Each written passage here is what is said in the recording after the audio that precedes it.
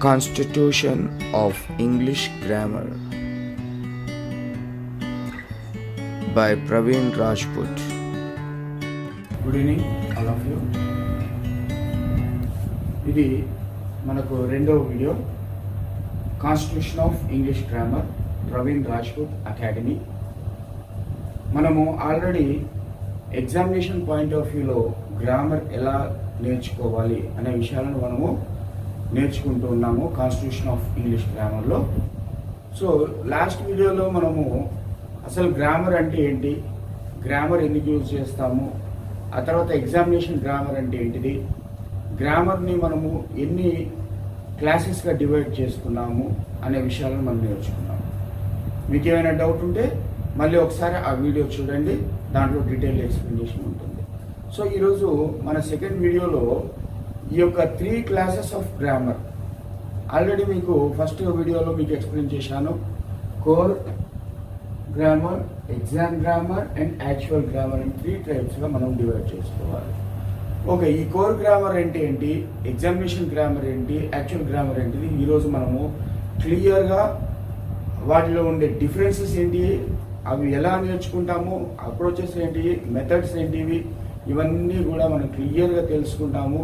దాని ద్వారా మీరు గ్రామర్ని ఈజీగా నేర్చుకోవడానికి వీలవుతుంది. అంతేకాకుండా మిస్టేక్స్ నేర్చుకుండా, కన్ఫ్యూజన్ ఏమీ లేకుండా కరెక్ట్గా అక్యురేట్ గ్రామర్ని మీరు నేర్చుకోవడానికి చాలా చాలా చాలా యూస్ఫుల్గా ఉంటుంది. Okay, let's begin today's session. Okay, here grammar is divided into 3 classes as I have told you.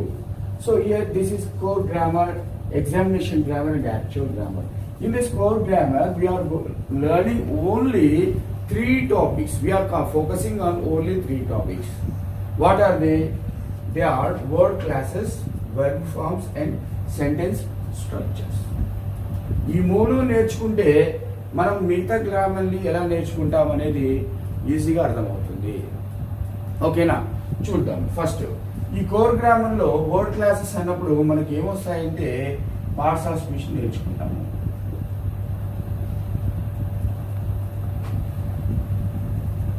Parts of speech, noun, adjective, pronoun, verb, adverb, preposition, conjunction and interjection. ఇవి నేర్చుకుంటాం మనం మెయిన్గా. ఓకేనా, రైట్. ఇప్పుడు ఇవి నేర్చుకుంటే ఈ మొత్తం ఎగ్జామినేషన్ గ్రామర్కి ఎలా యూజ్ అవుతుంది. మనం ఫస్ట్ ఫోకస్ మొత్తం కూడా ఈ పార్ట్స్ ఆఫ్ స్పీచ్లో మనము నేర్చుకుంటూ ఉంటాం. పార్ట్స్ ఆఫ్ స్పీచ్ని వర్డ్ క్లాసెస్లో. సో ఈ parts of noun and adjective, pronoun, verb, adverb, preposition and conjunction and lastly interjection కూడా నేర్చుకుంటాం. వీటిని నేర్చుకోవడం ద్వారా మనం ఎగ్జామినేషన్లో వేటి పైన మనకు ఫుల్ గ్రిప్ వస్తుందంటే పార్ట్స్ ఆఫ్ స్పీచ్ క్వశ్చన్స్ అన్నింటిలో కూడా వస్తుంది మన grip. Then after words article నేర్చుకుంటాము. ఇక్కడ అడ్జెక్టివ్స్లోనే మనం ఆర్టికల్స్ నేర్చుకుంటాము. ఇక్కడ ఎక్స్ప్లెయిన్ చేసేటప్పుడే మనకి ఎగ్జామినేషన్లో ప్రిపేర్ అవుతుంటాం. ఫస్ట్ మనకి ఎప్పుడైతే ఈ 8 పార్ట్స్ ఆఫ్ స్పీచ్ అనేది మనం పర్ఫెక్ట్ అవుతామో అప్పుడే మిగతా గ్రామర్ అంతా కూడా అర్థమవుతుంది with respect to the word classes. Right, next చూడండి, డిగ్రీస్ ఆఫ్ కంపారిజన్. ఇది కూడా అడ్జెక్టివ్స్ మీద కమాండ్ ఉంటేనే డిగ్రీస్ ఆఫ్ కంపారిజన్ మనం నేర్చుకోగలుగుతాం ఈజీగా. And then afterwards clauses. Clauses ఎలా నేర్చుకుంటాము, మనకు మెయిన్ క్లాస్, సబార్డినేట్ క్లాస్ అని 2 రకాలుగా మనం ఉంటాయి మనకు తెలుసు. అయితే మనకి ఇక్కడ కంజంక్షన్స్ అనేవి మనకు కరెక్ట్ తెలిస్తే coordinating conjunction and subordinating conjunctions అని 2 రకాల కంజంక్షన్స్ మనకు ఉంటాయి. సో ఈ 2 రకాల కంజంక్షన్స్ కనుక మనం కరెక్ట్గా నేర్చుకోగలిగితే మనకు క్లాసెస్ వచ్చేసినట్టే. కోఆర్డినేటింగ్ అండ్ సబార్డినేటింగ్ కంజంక్షన్స్ మీద అడిగే క్వశ్చన్స్ కూడా మనకు వచ్చేసినట్టే. అండ్ దెన్ ఆఫ్టర్ వర్డ్స్ ఇక్కడ చూడండి, types of simple, compound and complex sentences. Simple sentence అంటే ఏంటి, దాని లక్షణాలు ఎలా ఉంటాయి. ఓకే, కాంపౌండ్ సెంటెన్స్ అంటే ఏంటిది, దాని లక్షణాలు ఎలా ఉంటాయి. కాంప్లెక్స్ సెంటెన్స్ అనేది ఎలా ఉంటుంది, అది మనకు తెలియాలంటే, దానిపైన మంచి గ్రిప్ రావాలంటే మనకు ఈ పార్ట్స్ ఆఫ్ స్పీచ్ ఖచ్చితంగా వచ్చి ఉండాలి. దాంట్లో మనకు కంజంక్షన్స్ అనేవి చాలా చాలా చాలా ఇంపార్టెంట్. కాబట్టి మనం ఇక్కడ వర్డ్ క్లాసెస్ అనే దాని మీద మనం ఫుల్ కాన్సన్ట్రేట్ చేస్తే ఎగ్జామినేషన్లో వీటిపైన, ఈ టాపిక్స్ పైన ఇంకా ఈ టాపిక్స్కి రిలేటెడ్గా ఏ టాపిక్స్ ఉన్నా కానీ మనం ఆన్సర్ చేయడానికి చాలా ఈజీ ఉంటుంది. And then afterwards verb forms. Verb forms, ఈ వెర్బ్స్ అనేవి చాలా చాలా important.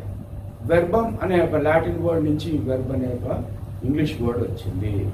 This is the main core of a sentence. ఒక సెంటెన్స్ మనం తయారు చేయాలి అన్నప్పుడు వెర్బ్ లేకుంటే సెంటెన్సే లేదు. సో కాబట్టి ఇక్కడ వెర్బ్, అసలు ఈ వెర్బ్ ఫార్మ్స్లో మనం main and auxiliary verbs. So okay, వాటినే మనం హెల్పింగ్ వెర్బ్స్ అని కూడా అంటాము, ఆక్సిలరీ వెర్బ్స్. ఈ వెర్బ్స్ పైన మనకు గ్రిప్ వచ్చింది అనుకోండి. వెర్బ్స్లో మనం ఎన్ని రకాలుగా నేర్చుకుంటామంటే ట్రాన్సిటివ్ వెర్బ్స్ నేర్చుకుంటాము, ఇంట్రాన్సిటివ్ వెర్బ్ నేర్చుకుంటాము, రెగ్యులర్ వెర్బ్ నేర్చుకుంటాము, ఇర్రెగ్యులర్ వెర్బ్స్ నేర్చుకుంటాము, స్ట్రాంగ్ వెర్బ్స్ నేర్చుకుంటాము, వీక్ వెర్బ్స్ నేర్చుకుంటాము. వీటితో పాటుగా జీరండ్ అండ్ ఇన్ఫినిటివ్స్ కూడా మనం నేర్చుకుంటూనే ఉంటాం. ఓకేనా?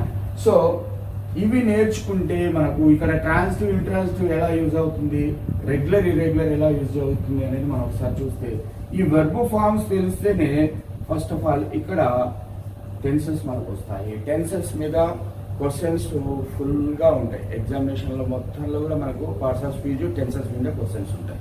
కాబట్టి ఇక్కడ చూడండి, వెర్బ్ ఫార్మ్స్ మనం తెలుసుకుంటే ఇక్కడ ఎన్ని రకాల వెర్బ్స్ ఉన్నాయి, ఆ వెర్బ్స్ అన్ని మనం తెలుసుకుంటే వాటి యొక్క యూసేజ్ అనేది మనకు తెలుస్తుంటే టెన్సెస్ అనేది నేర్చుకోవడం easy. Tenses depend upon the verb forms.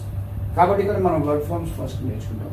So ఇక్కడ కోర్ ఇంగ్లీష్లో మనం ఏదైతే 3 టాపిక్స్ మనం స్ట్రాంగ్ అవుతామో, స్ట్రెంథెన్ చేసుకుంటామో మనము, వాటిని బట్టే మిగతా గ్రామర్ టాపిక్స్ అనేవి వెరీ వెరీ ఈజీ ఉంటుంది.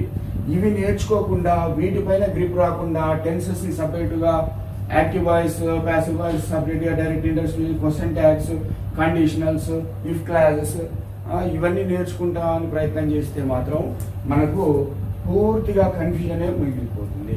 కాబట్టి మనం నేర్చుకోవాల్సింది ఏంటంటే first verb forms, types of verbs, usage of verbs అనేది మనకు తెలిసి ఉంటే ఖచ్చితంగా మనకు టెన్సెస్ పైన ఫుల్ గ్రిప్ వచ్చేస్తుంది. ఎందుకంటే ఇంగ్లీష్లో వెర్బ్ పైన ఆధారపడే టెన్స్ చేంజ్ అయిపోతుంది. అవి మనం ఫర్దర్గా చూస్తూ ఉంటాం. And then active voice, passive voice. Active voice అనేది ప్యాసివ్ వాయిస్ మారాలన్నా, ప్యాసివ్ వాయిస్ నుంచి యాక్టివ్ వాయిస్ మారాలన్నా మనకు మళ్ళీ ఈ టెన్సెస్ పైన ఫుల్ గ్రిప్ ఉండాలి. ఈ టెన్సెస్ రావాలంటే మళ్ళీ మనకు వెర్బ్ ఫార్మ్స్ అనేది మనకు తెలిసి ఉండాలి. Then direct indirect speech. Direct indirect speech కూడా మనకు ఫుల్గా వెర్బ్స్ పైన టెన్సెస్ పైన గ్రిప్ ఉంటే తప్ప మనము డైరెక్ట్ ఇండైరెక్ట్ స్పీచ్ చేయలేము. క్వశ్చన్ ట్యాగ్స్, మనకు పార్ట్స్ ఆఫ్ స్పీచ్ రావాలి, క్వశ్చన్ ట్యాగ్స్ చేయాలంటే తర్వాత టెన్సెస్ కూడా రావాలి. అంటే verb forms and word classes రెండు ఉంటేనే మనకు క్వశ్చన్ ట్యాగ్స్ చేయగలుగుతాము. కండిషనల్స్, టెన్సెస్ చేస్తేనే కండిషనల్స్, టెన్సెస్ రావాలంటే వెర్బ్ ఫార్మ్స్ తెలిసి ఉండాలి. ఓకేనా?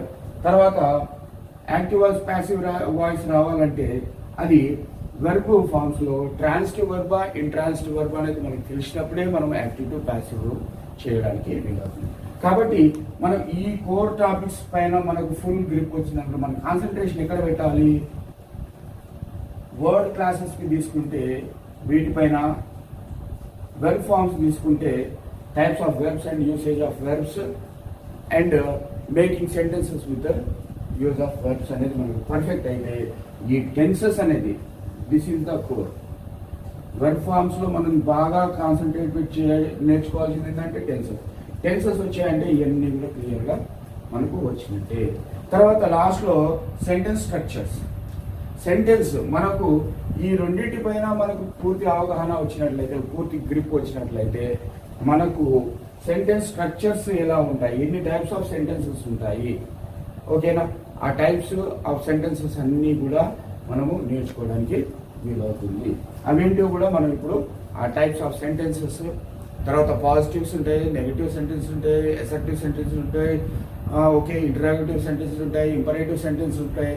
అంతేకాకుండా నెగిటివ్స్ నుంచి పాజిటివ్ నుంచి నెగిటివ్గా చేంజ్ చేయడము, తర్వాత టెన్స్ చేంజ్ చేసే సెంటెన్స్ తయారు చేయడము, ఎనాలైజ్ చేయడము, అన్నీ కూడా సెంటెన్స్ స్ట్రక్చర్స్లో మనం నేర్చుకుంటూ ఉంటాం. సో ఈ మూడు కనుక మనము ఫుల్ కాన్సన్ట్రేషన్తో నేర్చుకొని వితౌట్ ఎనీ మిస్టేక్స్ వీటిని చేయగలిగే ఒక కెపాసిటీ మనకు వచ్చేసిందంటే మన గ్రామర్లో ఎగ్జామినేషన్ గ్రామర్లో మనము పూర్తిగా మనము సక్సెస్ఫుల్గా అవుతాము. ఎగ్జామినేషన్ గ్రామర్ అనేది మన గ్రిప్లోకి వస్తుంది.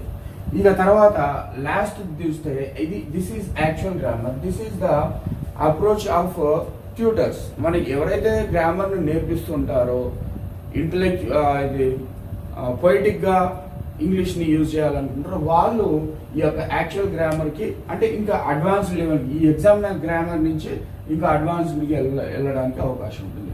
వీటిలో మనం డెఫినేషన్ నేర్చుకుంటాము, వెర్బ్ అండ్ మూడ్స్ నేర్చుకుంటాము, కాంజుగేషన్ ఆఫ్ వెర్బ్స్ నేర్చుకుంటాము, analysis of sentences, clauses, phrase, types of all kinds of sentences నేర్చుకుంటూ ఉంటాం. అయితే మరి ఈ ఎగ్జామ్ గ్రామర్కి ఇవన్నీ కూడా కొంత సిమిలర్గా కూడా మీకు అనిపిస్తూ ఉండవచ్చు. కానీ ఎగ్జామ్ గ్రామర్కి యాక్చువల్ గ్రామర్కి ఉండే మెయిన్ డిఫరెన్స్ ఏంటంటే అప్రోచ్. ఎగ్జామినేషన్ గ్రామర్లో మనకు క్వశ్చన్స్ ఇవ్వబడితే వాటికి ఆన్సర్ ఇవ్వాల్సి వస్తుంది. అంటే అవి ఎలాగా ఒక 4 ఆప్షన్స్ ఉంటే ఆ 4 ఆప్షన్స్లో మనము సెలెక్ట్ చేసుకోవాలి. ఇక్కడ యాక్చువల్ గ్రామర్ ఏంటంటే మనము ఆప్షన్స్ తోటి మనకు సంబంధం లేదు. మనం ఎంత నేర్చుకున్నదో ఒకళ్ళు ఎస్ఎస్ చేయాల్సిన అవసరం లేదు. మనల్ని కరెక్టా రాంగ్ అనేది ఎవరు ఎస్ఎస్ చేస్తారా అంటే పోయిటిక్ ఇంట్రెస్ట్ ఉన్న వాళ్ళు లేదా గ్రామర్ టీచ్ చేస్తున్నప్పుడు టీచింగ్ కరెక్టా ఉందా లేదా అనేది మనల్ని మనం అసెస్ చేసుకోవడానికి ఈ యాక్చువల్ గ్రామర్ అనేది ఆ అడ్వాన్స్ స్టేజ్కి వెళ్తాం. తర్వాత రెండోది ఏంటంటే ఇక్కడ యాక్చువల్ ఎగ్జామినేషన్ గ్రామర్లో కీవర్డ్స్ నేర్చుకుంటాము, రూల్స్ నేర్చుకుంటాము. అండ్ ఎగ్జామినర్ ఏముంటుంది, ఎలా ఉంటాడు, మనం ఎక్కడ మిస్టేక్స్ చేయగలుగుతామో వాటిపైన క్వశ్చన్స్ అడుగుతాం. సో ఇక్కడ అప్రోచ్ ఎలా ఉంటుంది, మిస్టేక్స్ ఎక్కడ చేయగలుగుతాం అనే టాపిక్స్ని, క్రిటికల్ టాపిక్స్ని, ఎగ్జామినర్కి ఇంట్రెస్ట్ ఉండే టాపిక్స్ని మనం ఎగ్జామ్ గ్రామర్లో ఎక్కువ ఫోకస్తో నేర్చుకుంటాం. అంతేగాని ఇక్కడ యాక్చువల్ గ్రామర్లో మనకు మిస్టేక్స్ గురించి కాదు మనం ఆలోచించేది, సబ్జెక్ట్ నేర్చుకోవడానికి మనం యాక్చువల్ గ్రామర్ అంటే ఇంకా డెప్త్గా వెళ్ళిపోతుంటాం. అదే సబ్జెక్ట్లో ఇంకా డెప్త్ అనేది పెరిగిపోతూ ఉంటుంది. అంతేకాకుండా ఈ యొక్క ఎగ్జామినేషన్ రూల్స్ ఉంటాయి అండ్ ఎగ్జామ్షన్స్ కూడా ఉంటాయి. బాగా గుర్తుపెట్టుకోండి. రూల్స్ 99% టాపిక్స్కి ఈ యొక్క రూల్స్ అప్లికబుల్ ఉంటాయి. 1% రూల్ అప్లికబుల్ ఉండదు. సో ఎగ్జామినర్ ఎక్కువగా రూల్ అప్లికబుల్ ఉండకుండా ఎగ్జామ్షన్స్ ఏమున్నాయి రూల్కు అనే వాటి మీదనే క్వశ్చన్స్ అడగడానికి అవకాశం ఉంటుంది. కాబట్టి మనం వాటి మీద ఎక్కువ కాన్సన్ట్రేట్ చేయాలి. ఫర్ ఎగ్జాంపుల్ ఆర్టికల్సే తీసుకోండి, ఏ and the, A and the, ఈ 3 ఆర్టికల్స్ తీసుకుంటే ఈ 3 ఆర్టికల్స్ ఉన్నాయే 3 ఆర్టికల్స్ కానీ వీటిల్లో రూల్స్కి ఎగ్జామ్షన్స్ అనేవి కోకొల్లలుగా మనకు కనబడుతుంటాయి. సో వాటిని ప్రతిదాన్ని కూడా మనం గుర్తుపెట్టుకుంటూ ఉండాలి. ఎందుకంటే ఒక్క క్వశ్చన్ అంటే 1 మార్కు. ABCD మనం సికి డికి మధ్యలో కన్ఫ్యూజ్ అయినాం అనుకోండి, లేదా ఏకి డికి మధ్యలో కన్ఫ్యూజ్ అయినాం అనుకోండి, మనకు 1 మార్క్ పోయినట్లే. 1 మార్క్ పోయిందంటే మన ర్యాంక్ ఎక్కడ ఉంటుందని మనకు తెలుసు. ఎగ్జామినేషన్స్ అండ్ కాంపిటేటివ్ ఎగ్జామ్ విషయంలో మనకు తెలిసిన విషయం. కాబట్టి ఇక్కడ ఏం చేస్తుంది, ఏ అండ్ డిలో మనకు రూల్స్ ఎన్నెన్ని ఉన్నాయో వాటితో పాటుగా ఎగ్జామ్షన్స్ కూడా, ఆర్టికల్స్ యూజ్ చేయకూడని సిచ్యువేషన్స్ కొన్ని ఉంటాయి. ఓకేనా. వావెల్స్ అన్నిటికీ అండ్ వాడతాము, ఇది జనరల్గా మనకు తెలిసిన విషయమే. ఫర్ ఎగ్జాంపుల్ చెప్తున్నాను, మిగతా మనకి ఎగ్జామ్షన్స్ వెళ్తూ ఉంటే ఇంకా చాలా వస్తాయి. జస్ట్ అవగాహన కోసం చెప్తున్నాను. వావెల్స్ అనేవి మనం ముందు అండ్ యూజ్ చేస్తూ ఉంటాం. కానీ ఏ యూజ్ చేయాల్సిన వావెల్స్, కాన్సనెంట్ ముందు అండ్ యూజ్ చేయాల్సిన కండిషన్స్, ఇలాంటివన్నీ కూడా ఎగ్జామ్షన్స్. ఓకేనా. ఈ ఎగ్జామ్షన్స్ని కనుక మనము ఇగ్నోర్ చేసామంటే ఖచ్చితంగా ఎగ్జామినర్కి మనం దొరికినట్టే. కాబట్టి మన అప్రోచ్ ఆ విధంగా ఉంటుంది. Rules, keywords, mistakes and exemptions, వీటిని దృష్టిలో పెట్టుకుంటూ మనం ముందుకెళ్తాం ఈ సబ్జెక్ట్లో. ఇవన్నీ కూడా మనకి ఎప్పుడు గ్రిప్ వచ్చేస్తాయంటే ఈ యొక్క 3 టాపిక్స్ పైన, mainly word classes and word forms పైన మనకు ఫుల్ గ్రిప్ వచ్చేసిందంటే వీటన్నిటిపైన మనకు గ్రిప్ వచ్చేస్తూ ఉంటుంది. మనకు 99% ఆఫ్ ద ఎగ్జామినేషన్స్లో ఇలాంటి టాపిక్స్ మనకు టీచ్ చేయడం జరుగుతుంది. ఇక వీటిలో సెంటెన్స్ స్ట్రక్చర్లో jumbling of the sentence, corrections of the sentences, ఓకేనా, ordering of the sentences, identify the errors, ఇవన్నీ కూడా వస్తుంటాయి. మనకి ఈ 2 వచ్చేసినాయంటే word classes and word forms, tenses, వీటి మీద ఈ టాపిక్స్ మనకు ఫుల్ గ్రిప్ వచ్చేసిందంటే ఎగ్జామినేషన్లో మనము మంచిగా పెర్ఫామ్ చేయవచ్చు. సో ఈ యాక్చువల్ గ్రామర్ అనేది this is the ultimate grammar and grammar found in the text and grammar used by the highly proficient people, efficient people. This is all about the 3 types of grammars: core grammar, examination grammar and actual grammar. Now actual grammar complete అయిపోయింది. ఈ మూడింటి గురించి కూడా మనము ఇప్పుడు study చేసుకున్నాము. Next వీడియోలో మనము preamble of our institution, constitution of English గ్రామర్కి అతి ముఖ్యమైన ప్రియాంబుల్ అండ్ దాంట్లో మనం ఏ రిజల్యూషన్స్ తీసుకోవాలి, మనము ఎలాంటి రిజల్యూషన్స్ తీసుకొని ఎలాంటి ప్రామిసెస్ని మనం చేస్తామో దాన్ని బట్టి మన ఫర్దర్ గ్రామర్ లెర్నింగ్ అనేది ఉంటుంది. కాబట్టి గ్రామర్ మంచిగా నేర్చుకోవాలంటే ఫస్ట్ ఈ 3 టాపిక్స్ నేర్చుకోవాలి. ఆ తర్వాత మనం నెక్స్ట్ చేయాల్సింది ఏంటంటే కొన్ని ప్రామిసెస్ చేయాలి. That is in the preamble of our constitution of English గ్రామర్లో ప్రియాంబుల్ ఉంటుంది. నెక్స్ట్ వీడియోలో preamble, that means the promises you have to make to yourself so that you can get good knowledge in grammar. Okay, thank you.